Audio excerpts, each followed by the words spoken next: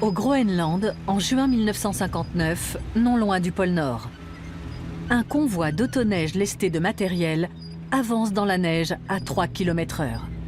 Les États-Unis veulent transformer ce désert de glace en forteresse nucléaire pour y stationner des missiles. Les ingénieurs de l'armée américaine ont pour mission de construire une base cachée sous la glace, coûte que coûte. Après 1945, les États-Unis ont proposé au Danemark de racheter le Groenland pour l'équivalent de 100 millions de dollars en or.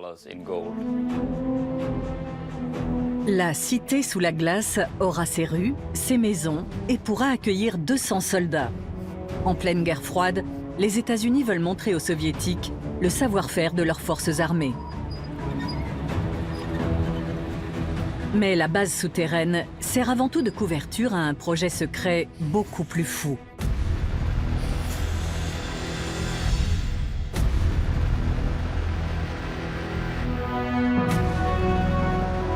Cette histoire venue du froid est digne d'une aventure de James Bond, sauf que tout est vrai.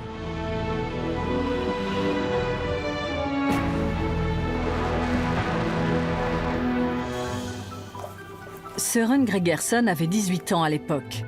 Son journal intime et les nombreuses photographies qu'il a prises attestent de la réalité du projet.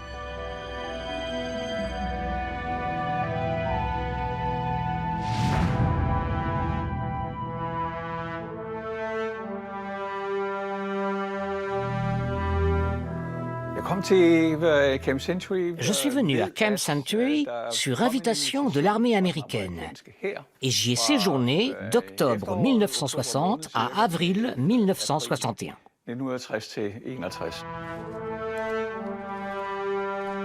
Un réacteur nucléaire, également enfoui sous la glace, fournit l'électricité et le chauffage. La ville miniature entre en activité le 2 octobre 1960. Mais seulement une poignée d'initiés connaît la véritable mission de Camp Century.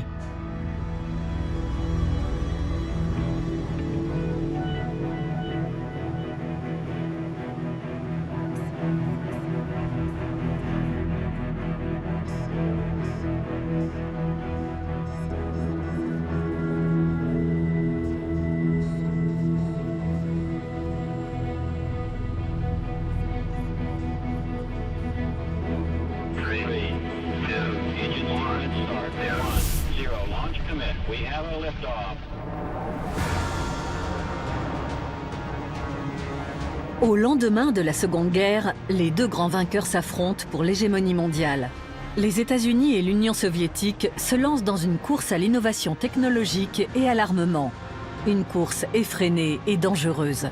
La guerre froide entre l'Est et l'Ouest s'installe. En 1950, la Chine met en déroute les armées occidentales en Corée grâce au soutien des Soviétiques.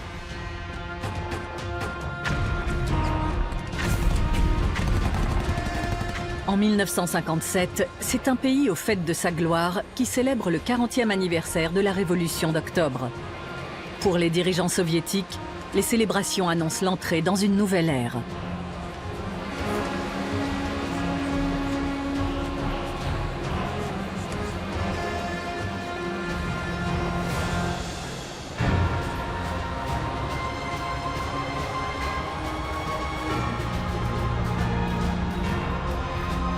Au défilé du 1er mai, l'armée rouge exhibe ses nouvelles armes. Le pays vient de tester avec succès des missiles balistiques intercontinentaux bien avant les États-Unis.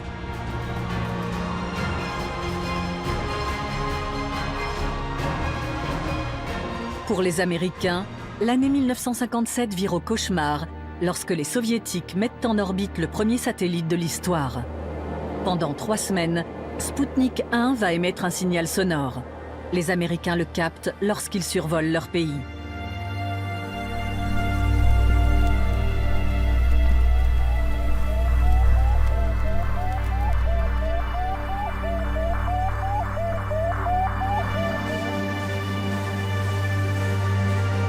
Le monde se passionne pour les succès de l'aérospatiale soviétique.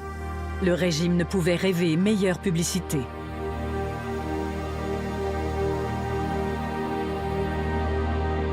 En novembre de cette même année, c'est le coup de grâce.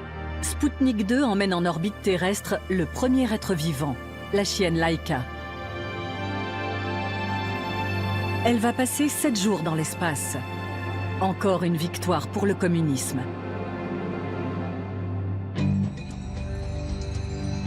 La réplique des États-Unis est immédiate. Mais la première mise en orbite d'un satellite américain vire au désastre.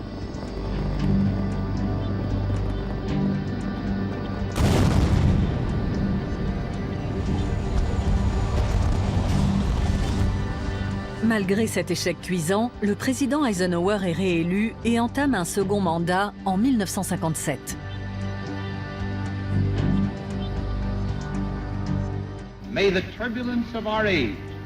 Eisenhower compte sur la dissuasion nucléaire pour endiguer la menace rouge. Dès lors, la politique militaire américaine va s'intéresser de près à l'Arctique et au Groenland.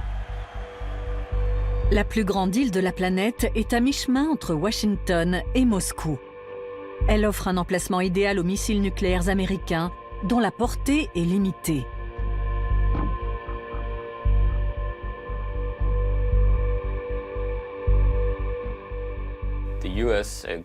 Les Américains ont compris que l'Arctique allait jouer un rôle stratégique dans la guerre froide.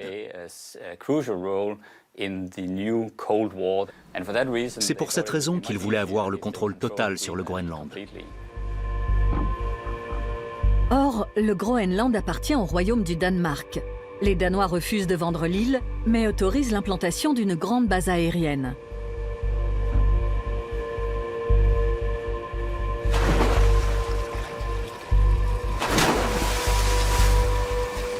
La base aérienne de Thule est édifiée en 3 mois. Un véritable tour de force logistique. L'armée utilise des véhicules amphibies pour décharger rapidement les cargos.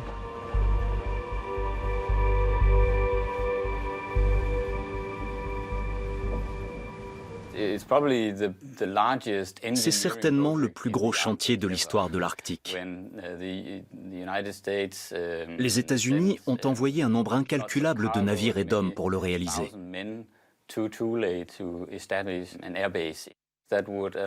La base permettait l'atterrissage des grands bombardiers nucléaires et comptait environ 12 000 hommes.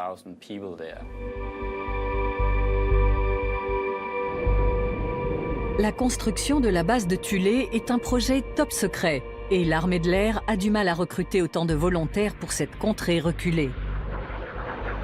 Chuck Rose était médecin militaire. Mon ordre de mission disait « base aérienne de Thule ». Quand j'ai appelé le bureau pour savoir où c'était, le sergent à l'autre bout du fil a éclaté de rire. Il m'a dit « c'est le pire endroit de la Terre. Tu vas vivre une année entière enfermé sous la glace sans jamais voir le soleil. » Le chantier de Camp Century est encore plus vertigineux. Il débute en 1959 à 200 km à l'est de Thule. L'armée veut y tester du matériel et du personnel dans l'objectif de stationner des missiles nucléaires sur l'île.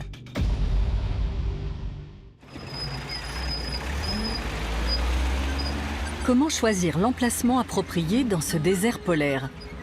Une colonie humaine enfouie sous plusieurs mètres de neige et de glace, un tel projet est totalement inédit.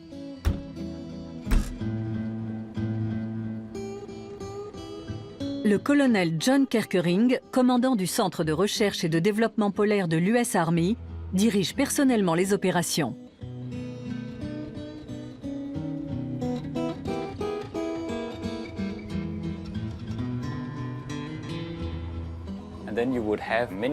L'idée était de construire des milliers de kilomètres de tunnels sous la glace pour pouvoir convoyer des missiles nucléaires sur rail entre des centaines de rampes de lancement.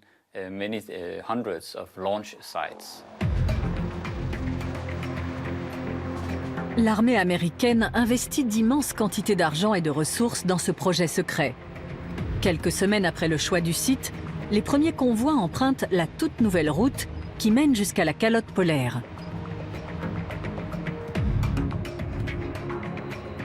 De là, le matériel est transbahuté sur des traîneaux.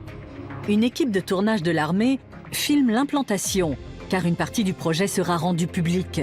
C'est une occasion rêvée pour promouvoir le travail et le savoir-faire des militaires américains.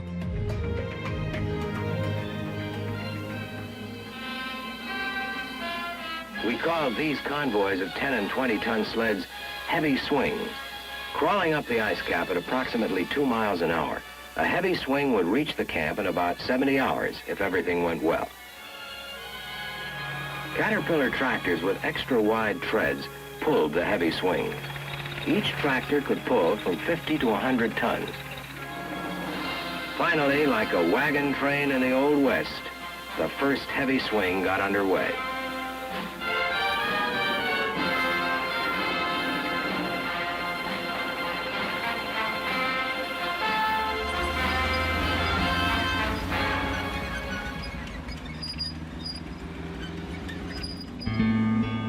Le chantier est interrompu car l'hiver arctique arrive plus tôt que prévu.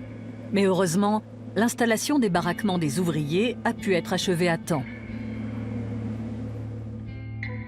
Les plans prévoient d'enfouir Camp Century à plusieurs mètres sous la surface du glacier, qui mesure ici plus d'1 kilomètre d'épaisseur. Les ingénieurs procèdent par la surface et commencent par tailler 23 tranchées dans la glace. Elles formeront le réseau de tunnels de la ville.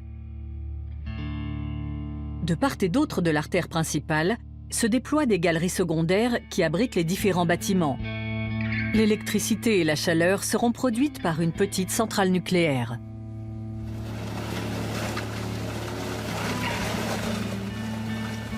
Les fraises à neige sont de fabrication suisse et servent habituellement à dégager les cols alpins. La glace est creusée mètre par mètre. Grâce aux tôles en acier cintré, les toits des galeries sont achevés en quelques heures et peuvent être recouverts de neige. Le chantier tourne en permanence et les équipes se relaient toutes les 12 heures. Ce rythme de travail effréné est possible grâce aux jours polaires, cette période de l'année où il ne fait jamais vraiment nuit.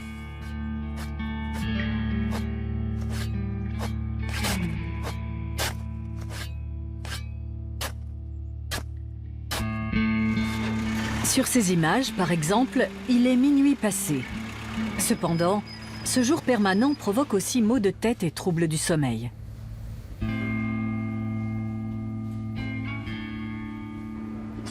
L'armée soigne ses soldats ouvriers en les nourrissant généreusement.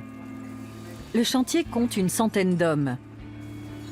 Le camp provisoire qui les abrite disparaîtra une fois la ville souterraine terminée.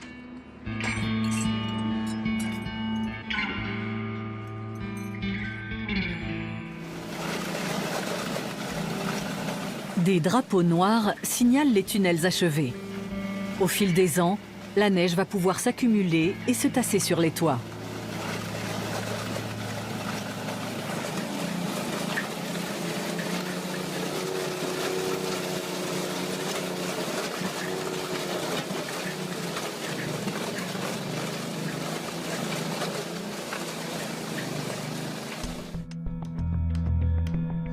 L'aménagement intérieur débute à l'été 1960. Des maisons préfabriquées et spécialement conçues pour les conditions arctiques sont directement assemblées sur des fondations en bois. Chaque bâtiment en kit a été testé aux États-Unis. Ils sont chauffés, particulièrement bien isolés, et il faut moins d'une journée pour les assembler.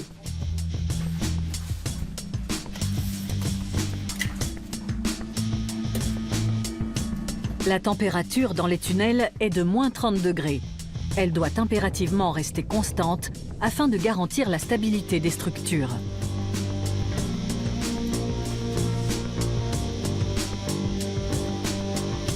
Chaque allée secondaire peut contenir 3 maisons pouvant accueillir 15 habitants. 200 personnes pourront ainsi vivre dans la ville.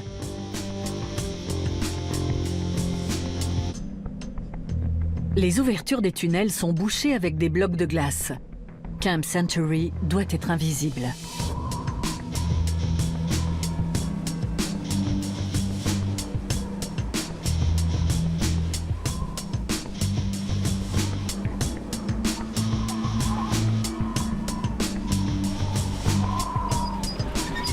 Un petit sas d'accès est aménagé pour le passage des hommes.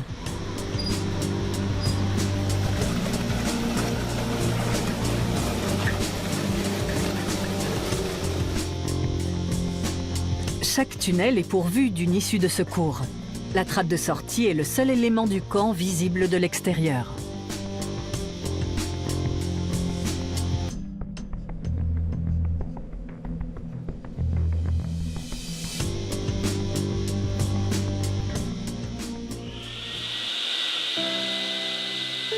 Tout au long des travaux, les caméras couleurs de l'armée américaine ne manquent jamais de capturer la bonne ambiance qui règne parmi les soldats.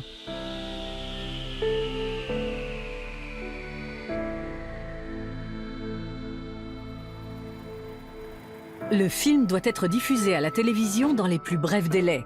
Il s'agit de montrer que l'armée se rend dans les régions les plus extrêmes de la planète pour protéger la population américaine.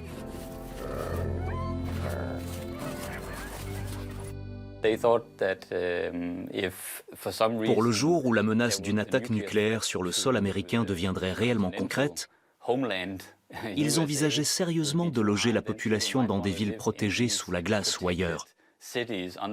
Du moins, c'était le discours officiel.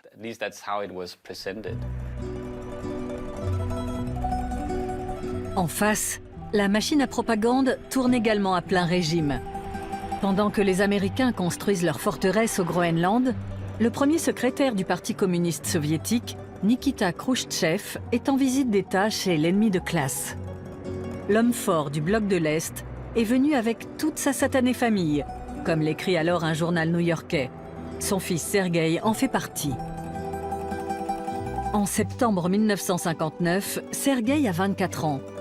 Il est le seul fils du premier secrétaire. Il vit aujourd'hui aux États-Unis.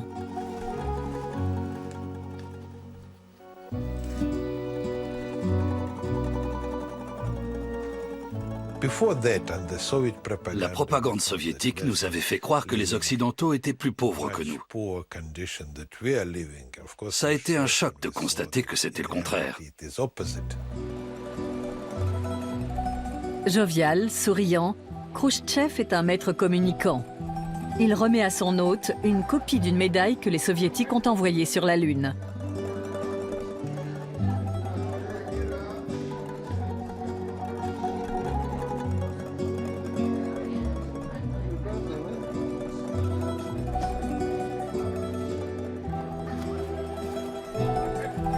Et le premier secrétaire ne rate pas une occasion d'évoquer l'immense arsenal de missiles capable de détruire Washington à tout instant.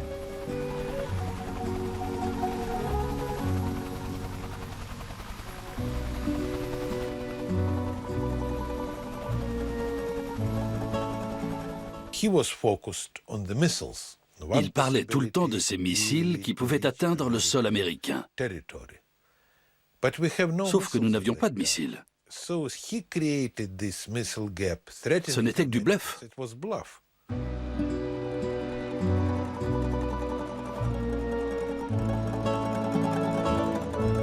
Khrouchtchev parvient à faire croire aux Américains que son pays possède une avance colossale en matière de missiles balistiques. Un coup de maître géopolitique. La guerre froide est aussi une guerre des mots. Et le premier secrétaire a largement mis à profit ses 2 semaines chez l'ennemi.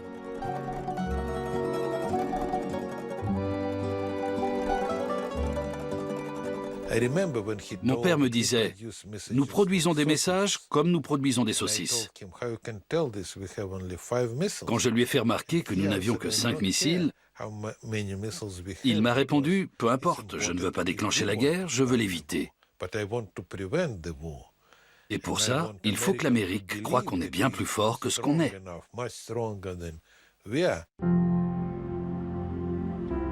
L'état réel des forces soviétiques est la question qui préoccupe les États-Unis. Un nouvel avion de reconnaissance est censé apporter des réponses. Le U-2 est capable de voler à plus de 20 km d'altitude, hors de portée des défenses aériennes. Du moins, c'est ce que pense le Pentagone. Les U-2 pénètrent systématiquement dans l'espace aérien soviétique et découvrent les sites militaires secrets les uns après les autres. Le bluff de Khrouchtchev a fait long feu.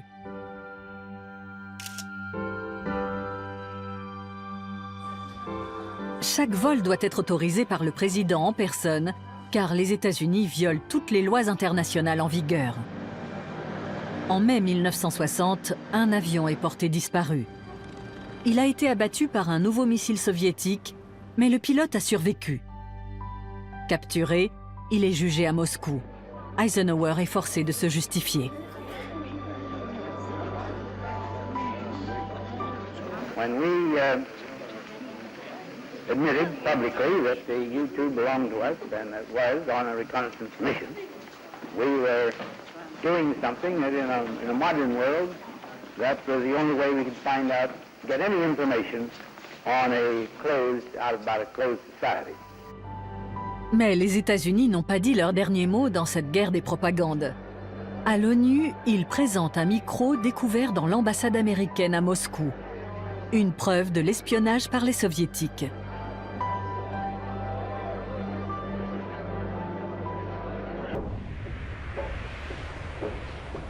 Le Marine Fiddler accoste à Thulé. L'un des derniers ravitailleurs pour le Camp Century transporte la centrale nucléaire. Elle aussi est préfabriquée, mais contrairement au bâtiment, elle n'a encore jamais été assemblée. Elle sera testée pour la première fois au Camp Century.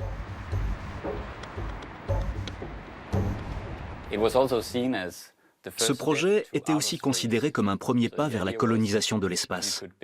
On se disait que s'il était possible de construire une ville sous la glace, dans des conditions hostiles, on pourrait également établir une base sur la Lune ou ailleurs dans l'espace. C'était de la science-fiction qui s'incarnait dans un projet bien réel.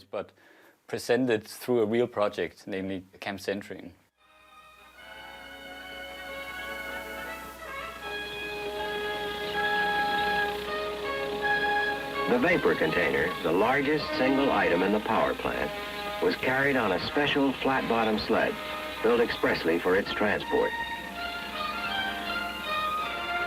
Everything seemed fine the morning the heavy swing moved out. But unfortunately, it was only a few hours later that one of the worst storms of the season blew up. Le réacteur est encore en route quand l'hiver s'annonce. Il devient urgent de terminer le chantier. En septembre 1960, les équipes travaillent désormais 14 heures d'affilée. Le coffrage en acier qui va abriter le réacteur est presque terminé.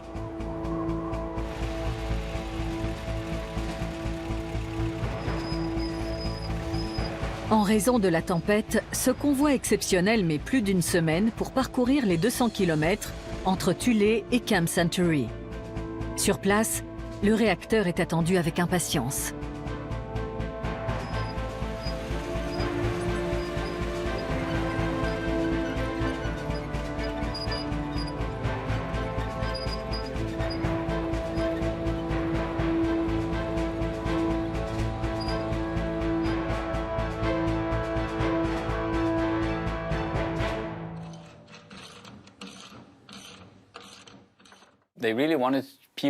Ils voulaient convaincre le public qu'on pouvait vivre confortablement sous la glace. Il ne faut pas oublier que c'était juste après Spoutnik qui avait traumatisé les États-Unis en les survolant. Les Américains pensaient réellement que leur pays avait du retard sur l'Union soviétique. Il fallait leur montrer que le pays avait la technologie et les hommes pour préserver les valeurs américaines.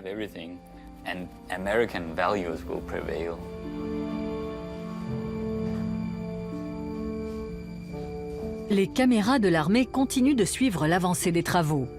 Mais elles ne montrent pas les essais de missiles nucléaires menés dans la glace. Et le public n'apprendra pas non plus que certains ouvriers dorment mal à proximité du réacteur.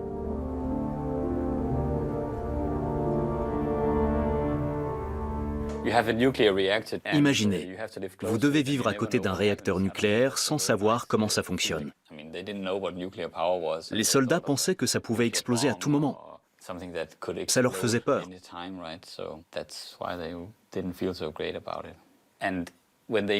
Dès la mise en route du réacteur, il y a eu un incident. La radioactivité dans le tunnel était beaucoup trop élevée et il a fallu couper le réacteur, en plein hiver. Des plaques de plomb ont été livrées pour être fixées entre les murs pour contenir les radiations, après quoi le réacteur a été relancé. C'était justement quand Søren Gregersen y était. Il peut vous en parler. En octobre 1960, 2 boy scouts arrivent à Thulé. Søren Gregersen est l'un d'eux. Sélectionnés dans le cadre d'une opération de communication, ils vont passer l'hiver à Camp Century en tant qu'assistants technico-militaires. Je n'étais au courant de rien. Je savais seulement qu'il y avait quelques personnes qui vivaient dans ce camp et qu'il avait été construit par l'armée américaine.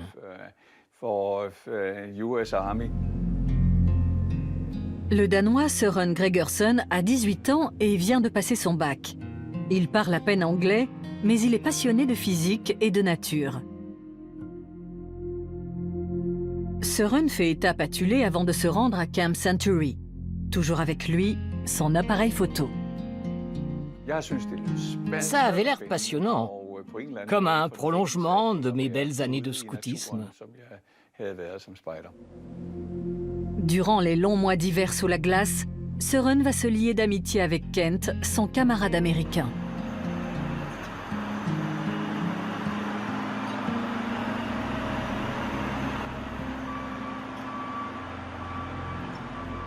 Le voyage en motoneige a duré 24 heures. On a pu dormir un peu, mais on est arrivé très fatigué. La route était balisée avec des drapeaux, et ils étaient très nombreux à l'emplacement du Camp Century.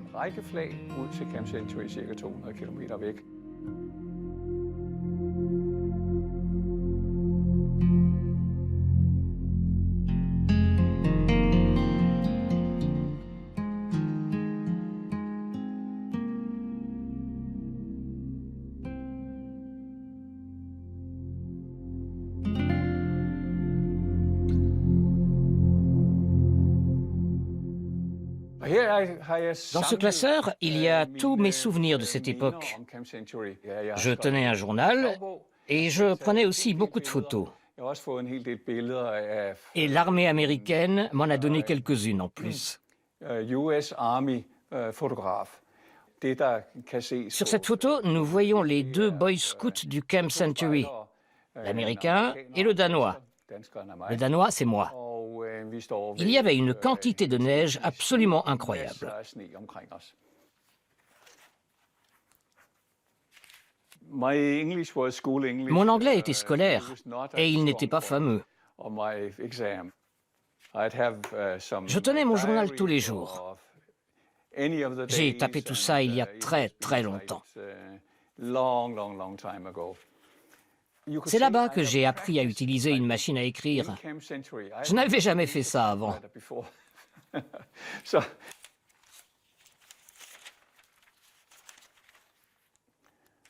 Voilà. C'est écrit en danois. Lundi, 12 décembre 1960. Petit déjeuner dans la zone du réacteur. Là, nous recevons l'ordre de descendre les provisions dans le tunnel principal. Le ravitaillement vient d'arriver. Après le déjeuner, retour dans la salle de contrôle.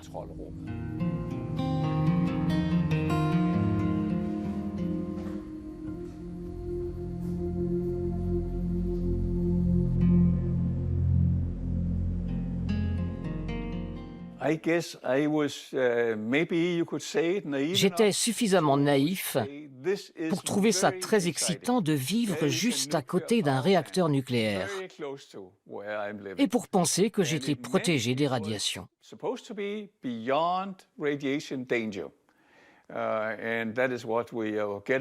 Je n'avais aucun doute sur le fait que tout était pensé pour qu'il n'y ait aucun problème. J'étais persuadé que les relevés qui étaient faits prouvaient qu'on ne courait aucun risque.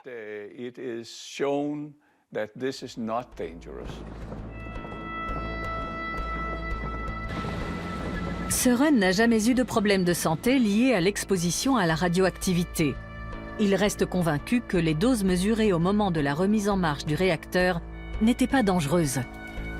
Chaque barre de combustible contenait un demi-kilo d'uranium-235. Elles étaient prudemment déballées et nettoyées à la main par des hommes équipés de vêtements de protection rudimentaires. Des conditions de sécurité qui semblent aujourd'hui inconcevables.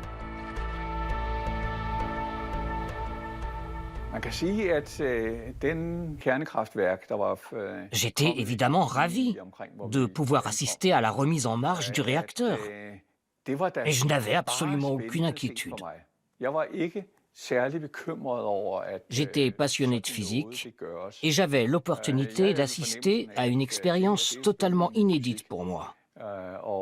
Et j'étais très curieux.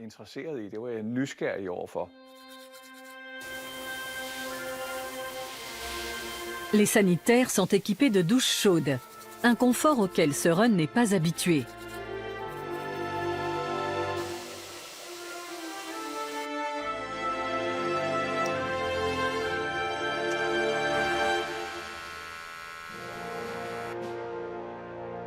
Pour couvrir les besoins en eau fraîche, 38 000 litres par jour, il suffit de se servir au puits.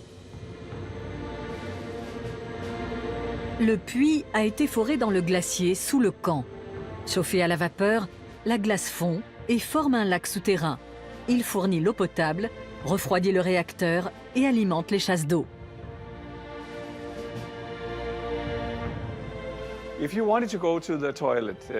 Quand on devait aller aux toilettes la nuit, il fallait s'habiller chaudement, parce qu'il fallait passer par le tunnel principal où il faisait moins 30.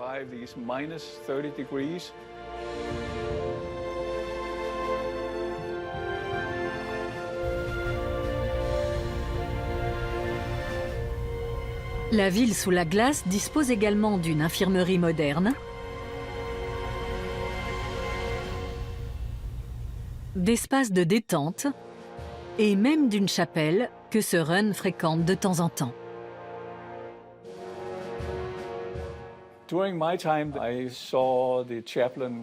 L'aumônier dirigeait aussi l'équipe chargée du réacteur nucléaire.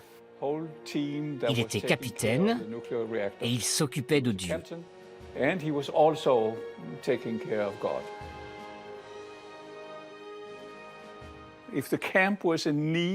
Quand il manquait quelque chose, on était livré dans les 2 jours, parfois par avion. On avait envie d'un légume, on le recevait.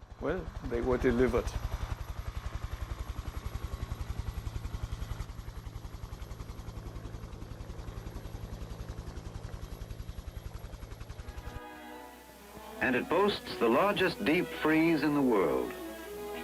Here is enough food to feed the camp for several months. Everything from steak to fruit salad.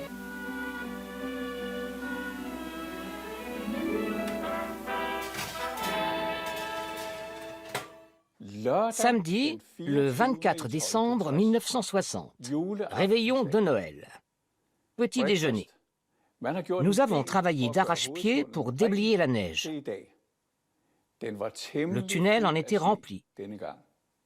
Puis Dr Zhivago pour le reste de la journée. J'ai lu le roman Dr Zhivago.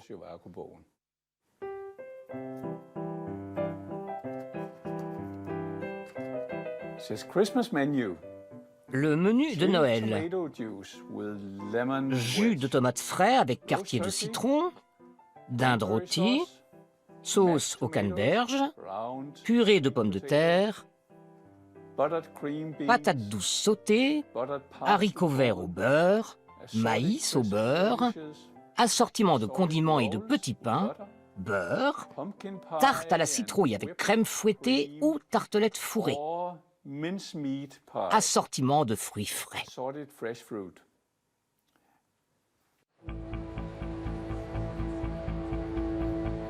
En janvier 1961, un nouveau président américain prend ses fonctions.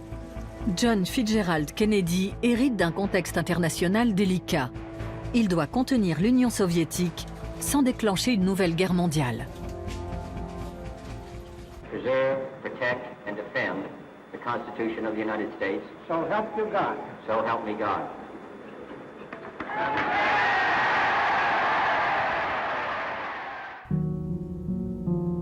Les Soviétiques n'oublient pas de souhaiter la bienvenue au nouveau président.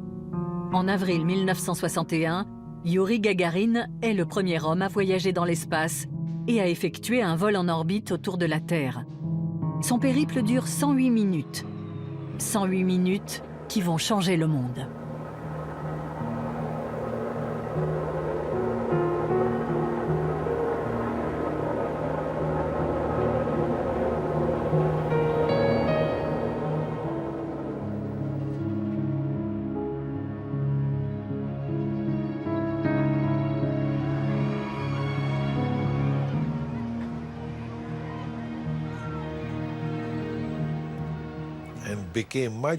L'événement a été encore plus fêté que le lancement du premier satellite. On n'avait pas vu ça depuis les célébrations de la fin de la Seconde Guerre mondiale. Gagarin a paradé en voiture à travers tout Moscou. Les gens se pressaient au balcon, montaient sur les toits pour le voir. Le soir, il y a eu des feux d'artifice. Il n'y a plus jamais eu de fête d'une telle ampleur.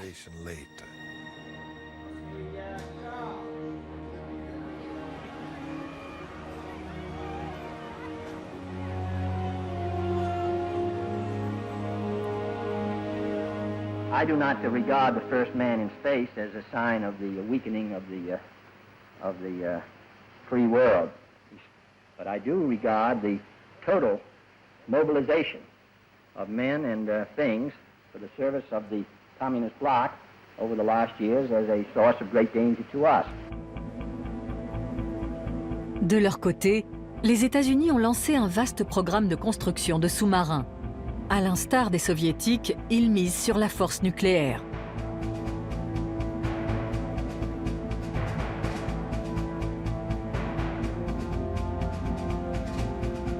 Ils mettent au point le Polaris, un missile nucléaire qui peut être lancé par des sous-marins en haute mer. Désormais, les États-Unis sont en tête dans la course à l'innovation. En 1958, l'USS Nautilus est ainsi le premier sous-marin à plonger sous la banquise du pôle Nord. C'est aussi le premier sous-marin à propulsion nucléaire. L'armée de l'air est également dotée d'un missile nucléaire, le Minuteman. Une variante, nommée Iceman, est destinée aux futures rampes de lancement installées sous la calotte polaire du Groenland.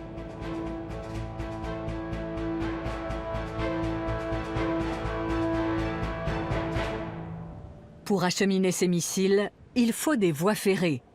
À Camp Century, on étudie la faisabilité du projet et on teste les rails.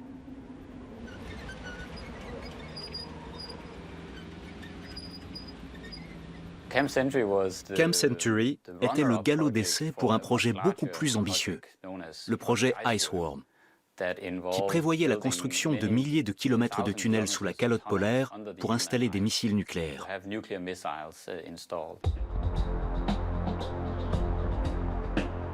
Søren Gregersen a pris 3 photos des rails d'essai. 3 preuves du projet d'armement nucléaire ultra-secret Iceworm, vert de glace, dont seuls quelques éléments sont connus depuis le milieu des années 1990.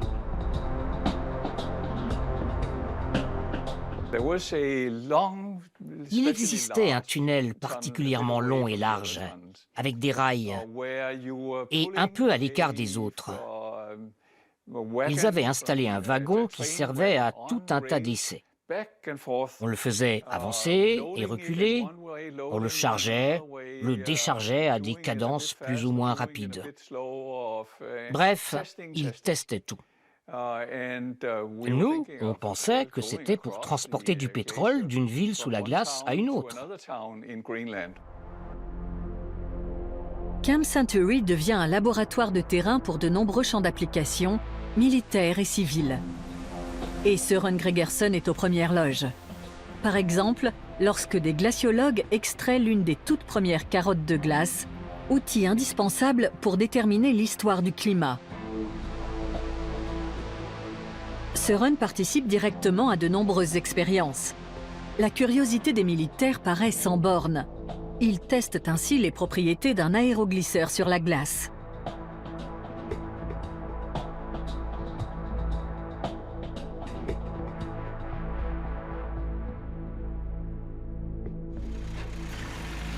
Mais on n'expérimente pas seulement le matériel. L'humain aussi est mis à l'épreuve.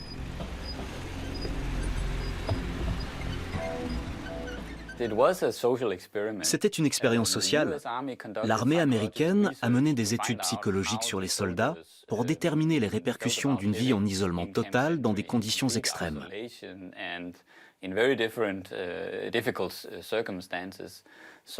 On n'était pas certain que ces hommes allaient supporter l'expérience. Et on n'excluait pas qu'il y ait des conflits, voire des mutineries.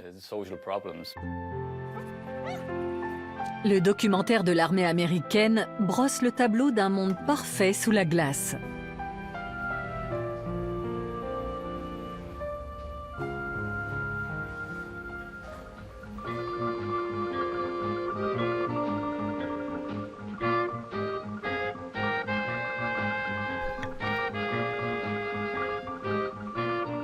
Pendant ce temps-là, à la surface, la Terre échappe de peu à la Troisième Guerre mondiale. En 1962, des navires soviétiques livrent des missiles nucléaires aux portes de l'Amérique, à Cuba. Jamais encore les États-Unis n'avaient été menacés d'aussi près. Sur le continent, on prépare la population à la guerre nucléaire. Les édifices publics sont équipés d'abris anti-atomiques. En Floride et ailleurs, les supermarchés sont pris d'assaut.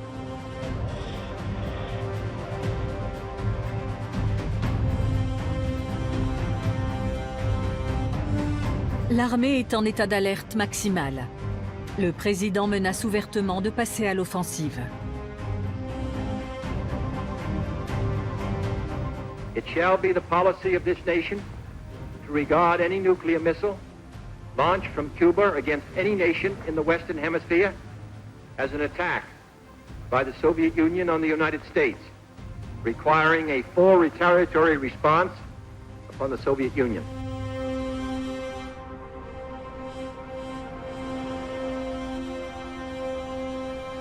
La détermination de Kennedy surprend Khrouchtchev.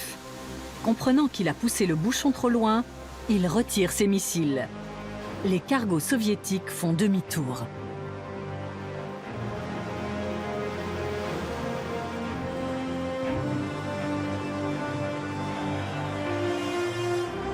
« 1962 sera une année charnière pour Fidel Castro et son allié Nikita Khrouchtchev.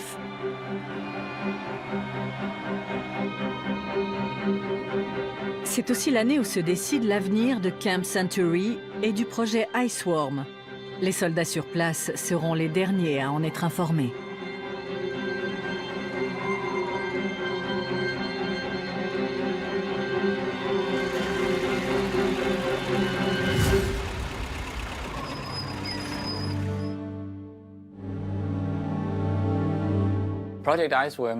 Iceworm a été évalué par le ministère de la Défense en 1962.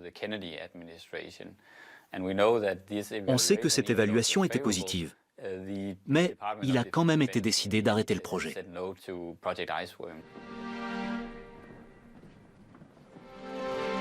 L'une des raisons, c'est qu'après 4 années d'existence, le camp est menacé d'effondrement.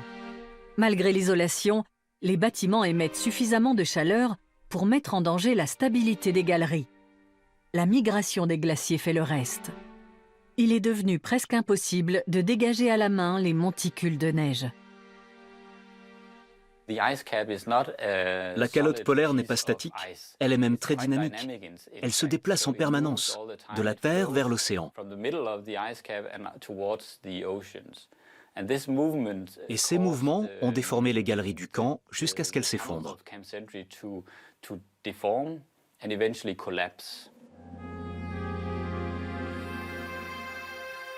La cité sous la glace est définitivement abandonnée en 1966. La route qui mène de Thulé à la calotte polaire est aujourd'hui barrée, tout comme le chemin balisé qui menait jusqu'au camp. L'armée a emporté avec elle son réacteur nucléaire, laissant aux soins des glaces éternelles tout le reste des installations.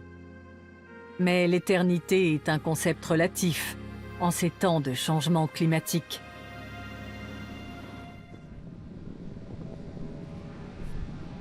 Station Nord est une base militaire danoise, la colonie humaine la plus septentrionale du Groenland.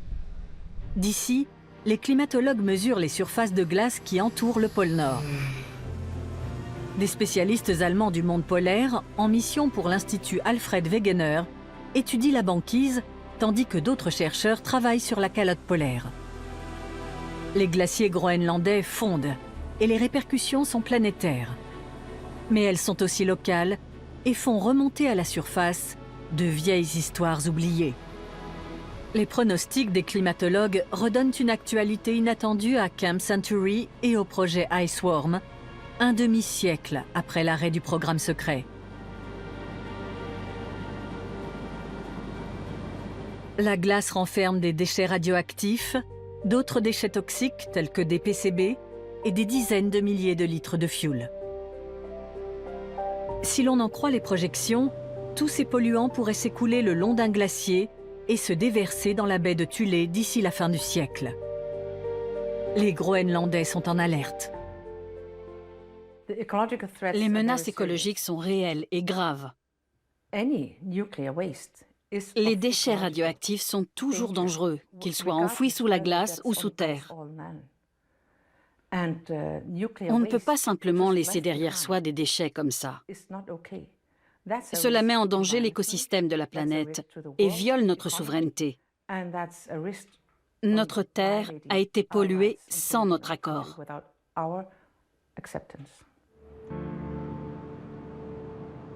Aleka Hammond a été première ministre du Groenland et représente aujourd'hui son pays au Parlement danois.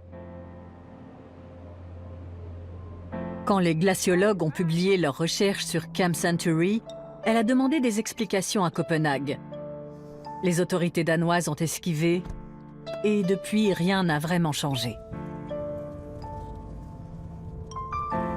Ce que je vois, c'est une immense tentative de dissimulation. Autrement, je ne comprends pas pourquoi on ne nous a jamais répondu durant toutes ces années. Pourquoi le Danemark n'a-t-il pas demandé de compte aux États-Unis pour avoir pollué la calotte polaire? Pourquoi devons-nous déployer autant d'énergie pour soutirer des informations au ministère des Affaires étrangères danois? On nous cache quelque chose, c'est évident.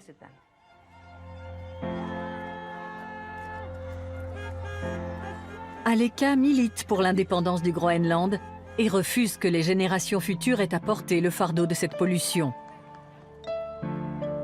Le risque principal, c'est que ces résidus pénètrent dans la chaîne alimentaire.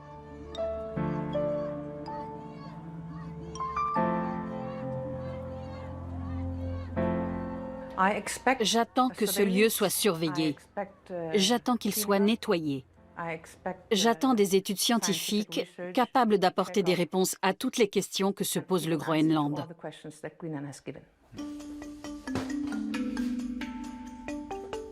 Horst Margut, un glaciologue suisse, a été le premier avec son confrère canadien William Colgan à alerter sur les risques écologiques de Camp Century. En 2017, le Danemark finit par agir sous la pression du Groenland et dépêche une expédition internationale. Horst Margut est du voyage.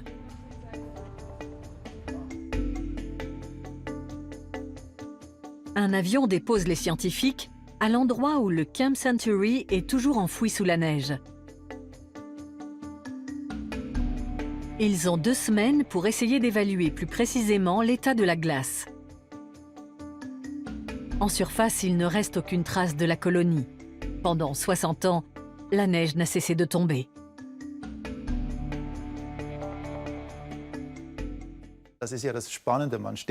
C'est très étonnant. On est au milieu d'un désert blanc infini en sachant que 30 mètres plus bas, il y a près de 10 000 tonnes de déchets. Cet été-là, une météo peu clémente freine les recherches. En dessous, rien n'a bougé. Mais comme tout est enfoui entre 30 et 70 mètres plus bas, et qu'il y a une couche de neige d'au moins 30 mètres d'épaisseur, cet endroit est parfaitement plat.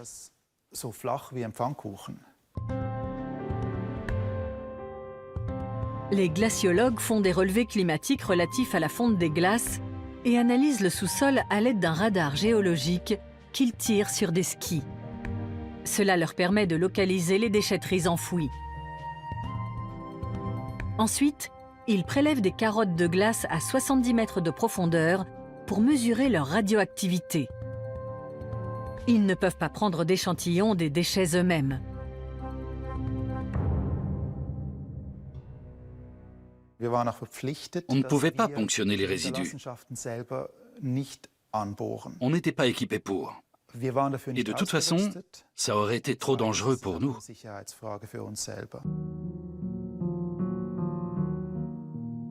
Camp Century va-t-il se retrouver à l'air libre dans 70 ans et déverser ses résidus dans la baie de Tulé?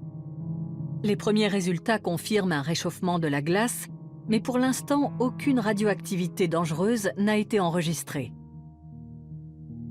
Pour lever un coin du voile, il faudra attendre d'autres expéditions et les réponses de Copenhague, pour peu qu'il y en ait un jour. Les services compétents publient les données scientifiques sur Internet, mais toutes les demandes d'interview dans le cadre de ce documentaire ont été refusées. Et le responsable de l'expédition ne peut rien dire.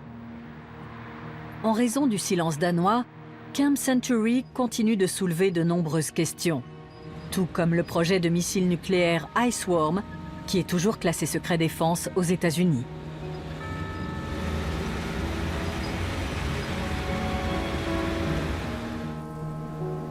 Mais la fonte des glaces fait que Camp Century et ses conséquences restent d'actualité. Et l'on n'oubliera pas la seule colonie humaine installée sous la glace qui a réellement fonctionné durant près de 6 ans.